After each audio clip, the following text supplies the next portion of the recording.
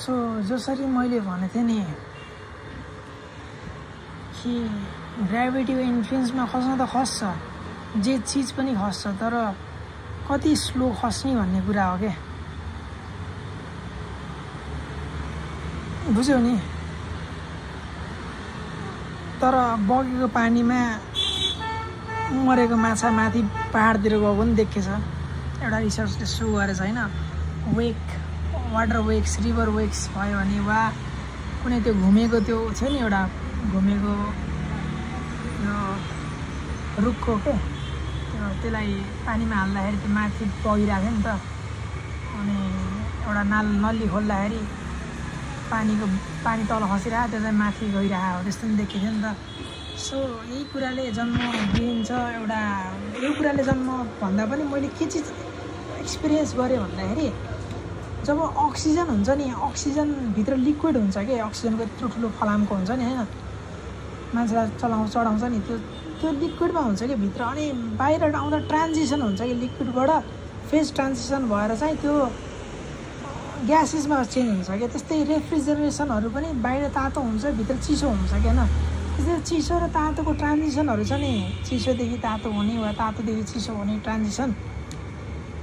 यो ट्रान्जिसनलाई हेर्दै गर्दा यो फगी नेचरबाट पानी बनेको देख्दा वा पानीबाट फगी नेचरमा आएको देख्दाखेरि मलाई के लाग्यो भन्दाखेरि यस्ता पोइन्टहरू हामीले क्रिएट गर्न सक्छौँ पाइपिङमा होइन, यस्ता पाइपिङहरू हामीले क्रिएट गर्न सक्छौँ, यस्ता कन्फिगुरेसनहरू क्रिएट गर्न सक्छौँ त्यो ठाउँमा, त्यो स्पेसिफिक ठाउँमा। लाइक सेन्टहरू पनि हुन्छ नि होइन, सेन्ट छिड्क्यो त्यो सेन्टको बोतल चाहिँ चिसो हुने क्या, त्यस्तो गर्मीमा पनि क्या। सो यो एन्डोथर्मिक रियाक्सनहरू छ नि, त्यस्तै हेर्दै जाँदाखेरि बुझ्दै जाँदाखेरि यस्ता पाइपिङ फिटिङ्सहरूमा, यस्ता कर्भेचर्सहरूमा, यस्ता ओपनिङ्सहरूमा मैले कहीँ न कहीँ महसुस गरेको कुरा के भन्दाखेरि चिसो के, चिसो, त्यो चिसो कहाँबाट आउँछ होला जस्तो लाग्ने क्या। सो सक्सन गर्दाखेरि हामीले एकदम सक्सन गऱ्यौँ भने चाहिँ प्रेसर लो भएर चाहिँ चिसो भएको त देखेछ, तर कुनै पोइन्टमा आएर चाहिँ साह्रै नै चिसो के, जम्ने खालको चिसो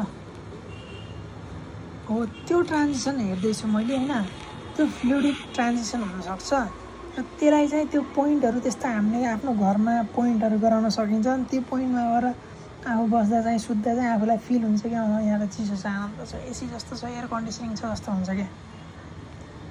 सो त्यसलाई हेर्दै, त्यसलाई मध्यनजर गर्दै सक्सनको एक्सपेन्सिभनेस देखेर हेरौँ अब सक्सन एक्सपेन्सिभ त छ। अब फ्लुइड डाइनामिक्समा हेर्ने चाहिँ यही चिज हो क्या, टर्बुलेन्स क्रिएट हुन्छ, हाई प्रेसर लो प्रेसर जोन्सहरू क्रिएट हुन्छ, कहीँपट्टि चिसो हुन्छ भने कहीँपट्टि तातो हुन्छ, त्यस्तै छ क्या।